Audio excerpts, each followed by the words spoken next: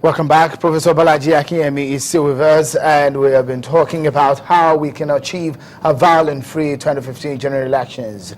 Well, that election will go down later this month. So go ahead and join in the conversation by tweeting at us using these hashtags. Since China's television coverage of the election started, we've created these hashtags. It is hashtag Nigeria 2015. Or specifically for today's discussion, you can tweet at us by using hashtag violent-free-polls, or put your thoughts through an email to politicstoday@chanestv.com.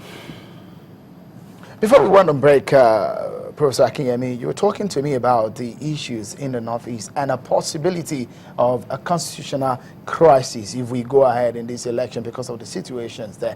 Do you see us having an election in any part of the northeastern region of the country? I mean, I'm not the Chief of Defense Staff. I don't know the capability of the armed forces, the ability to resist whatever Boko Haram throws at them. I also don't know what the plans of the Boko Haram are for that area in the next 14 days. To the election. But I have my doubts that the security in Adamawa, Borno, and Yobe, that the situation there is such that you can send the EU monitors who are in the country. I've said they're not sending monitors there. Do they know something we don't know? I mean, with that kind of statement, will you advise JEGA to send electoral officers there? If you have children who are youth corpers, will you advise that they be sent there as returning officers? So I don't really know. But the security forces and JEGA should be able to tell us. Because if you cannot have elections in the Northeast, how do you start to define the constitutional provision that a president, apart from winning, a majority must win 25% of the vote in 2/3 of the states? Well, I don't want another 2/3 of 12, which we had. You are probably too young to remember the crisis we almost had in 1979. In how do you define 2/3 of 12?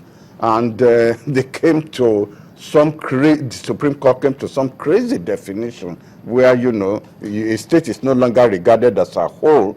You now start to count the local government in a state before you divide it. I don't want us to go through that again, especially where people are so tensed up. We must be able to have an election that people are comfortable with the process and people are comfortable with the outcome. You know so much about Nigeria history. You've perhaps seen the better part of some of our immediate past history since independence. Do you see this present situation as perhaps the toughest in our political history? Yes, I do. I do. I cast my mind back to the elections that were held in the 60s and in the 70s.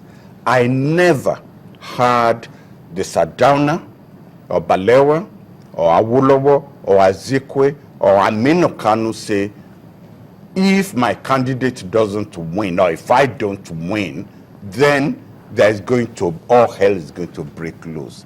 Not only didn't they say that, they didn't allow their supporters to say that. But all one hears these days is, if my man doesn't win, all hell will break loose. If my man doesn't win, this is this kind of violence that will happen. We've become quite intolerant in our electoral campaign. Very intolerant. And politics is no longer fun. It is fun. There has to be a tomorrow after an election. If you lose this time, there is another one that is coming in 4 years' time. And we've made progress in this country.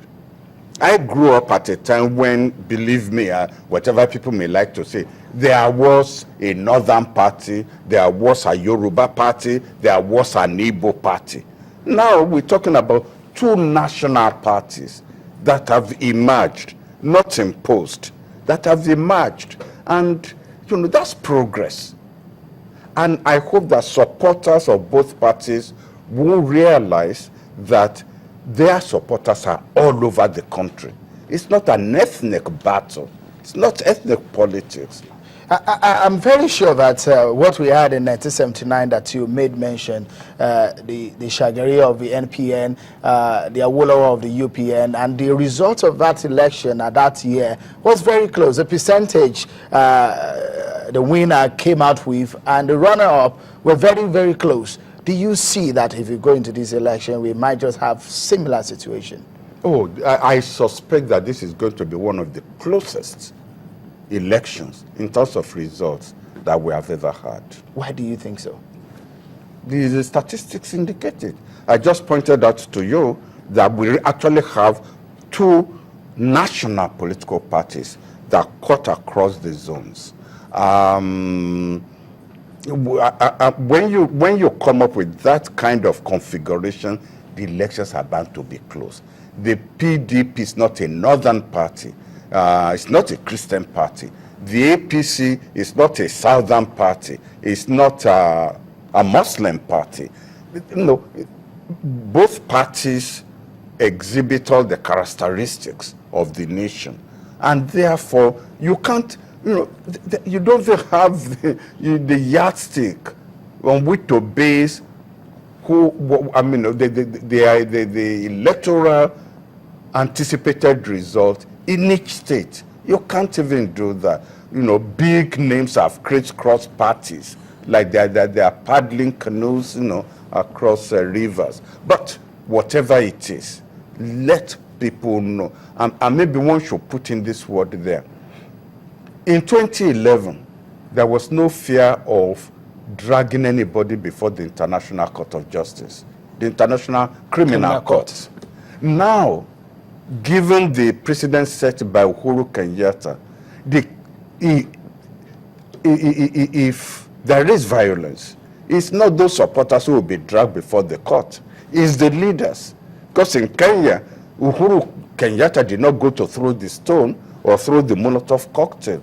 They held him responsible for what his supporters did. So let our leaders keep that in mind. All right. In your letter, you mentioned a couple of issues, and one thing that strikes one is when you talked about the issue of arms importation and the proliferation, and you went ahead to prefer a solution, a way forward, you call it. You said the first step forward is for the two presidential candidates to meet and sign a memorandum of undertaking. I'm quoting Professor Bolaji Akinyemi in his letter now.